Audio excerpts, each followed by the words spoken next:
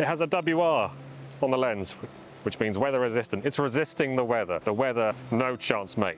You're being resisted. Oh boy, in the rain, like a psychopath, secluded part of the woods.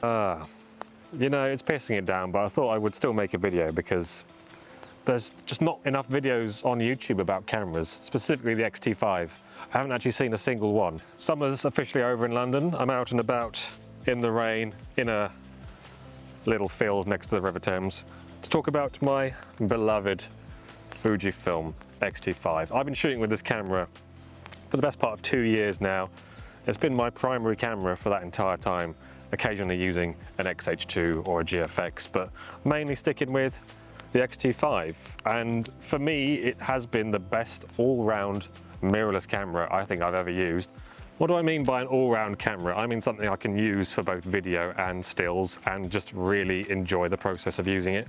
I think when you take a lot of photographs on the street, it's really important to have a camera that you enjoy using, one that's tactile, one that's fun, one that makes you want to actually go out and take street photos, one that you want to pick up, as people say, a camera you want to pick up and use. And the X-T5 is definitely one of those, and it always has been for me.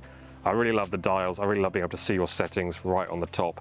I don't know why that's something like camera manufacturers moved away from, being able to look down and see your settings. I mean, I don't know how people use Sonys, genuinely. Like, how do you do it? You don't know what your settings are. You have to like look in the screen or look through the viewfinder. Drives me crazy. I think in, you know, these modern times, 2024 and all that, you need to be able to do video as well, I think. Particularly if you're a working photographer, having video is super important. Or if you just have a midlife crisis and decide you want to start a YouTube channel, it's really important to get your head around video. And I've tried lots of different mirrorless options that shoot video and stills. Panasonics, Sonys, etc. And the Fuji X-T5, in my opinion, really is the best all-round option.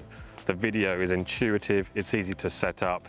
It's very easy to color grade the F-log footage if you want to, but Fuji's film simulations and the ability to sort of play with the dynamic range in the back of the camera, the ability to boost the saturation and the sharpness, it's really easy to dial in a look for video that you like and kind of keep it consistent as well. Consistency is extremely important for me, particularly in video footage.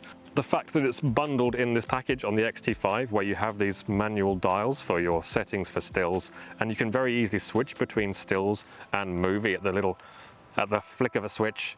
I mean, it has really just changed the way I shoot video and stills. I can just go out with one camera for a day with the intention of shooting street photography. However, if I want to, in a pinch, I can literally just flip the switch and get some really nice looking B-roll footage.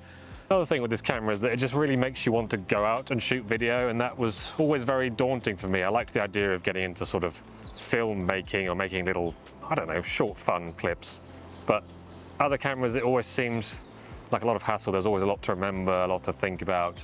And then I'd get home and try and color grade the footage, and it just wouldn't look how I'd imagined.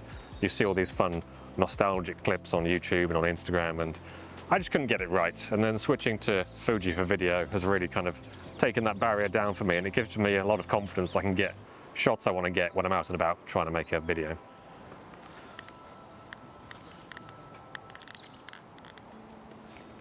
So why do I like this camera for stills so much? I think having a compact package for street is very important. I think being able to see your settings at a glance is also very important. And sounds a bit wanky, but the way it looks has also been very important for me.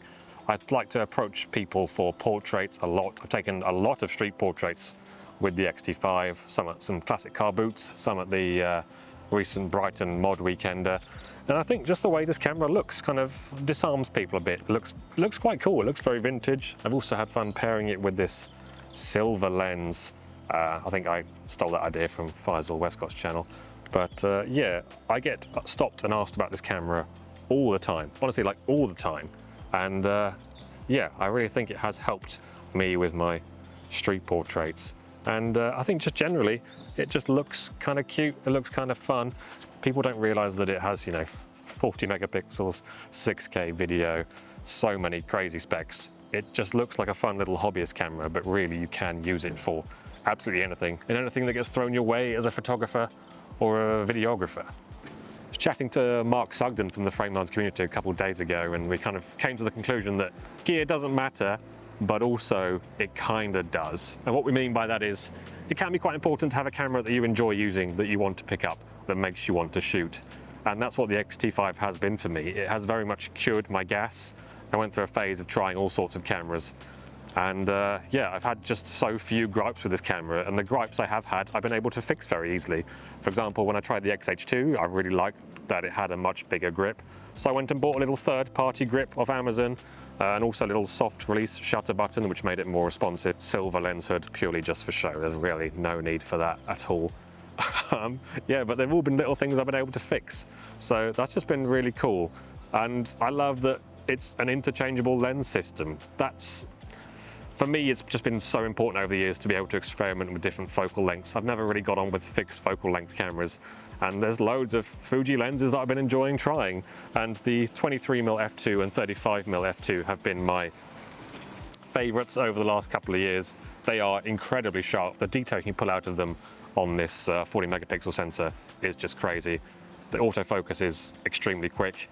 F2 is fine for me. I don't really need a shallower depth of field than that. And they're just light, fast, reasonably priced.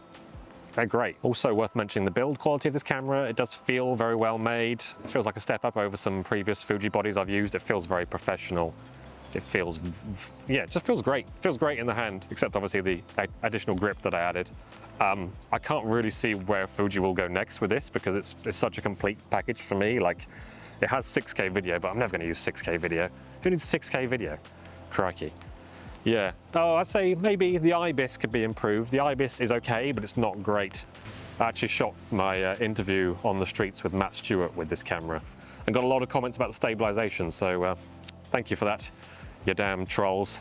Love you guys. Another thing that really excites me about this camera is the fact it is so small and compact, and just being able to, like, the possibilities that opens up for little photography day trips where I can make a video and shoot stills. I've got a car arriving next month, and I'm really excited for that, to be able to sort of drive around the UK, chuck this in the glove box, and have this really simple setup I can use to get everything I need, make some interesting YouTube videos, work on some projects. There's nothing quite like talking about something you're going to do to give it the kiss of death. Like, the fact I've just said that means it's absolutely never going to happen. But let's see, maybe I'll prove myself wrong. I think that's everything I wanted to say about the Fujifilm X-T5. If you have any questions, let me know in the comments. If you want to see some more Fuji gear videos, also let me know. If you'd like to support the channel, we still have a few copies left of the latest issue of Framelines magazine. All the photos in this video were edited with our preset pack. And we also have the Framelines Community with a private Discord, and we do regular meetups, so you can check all that out at frame-lines.com. Massive thank you for watching, and see you next time.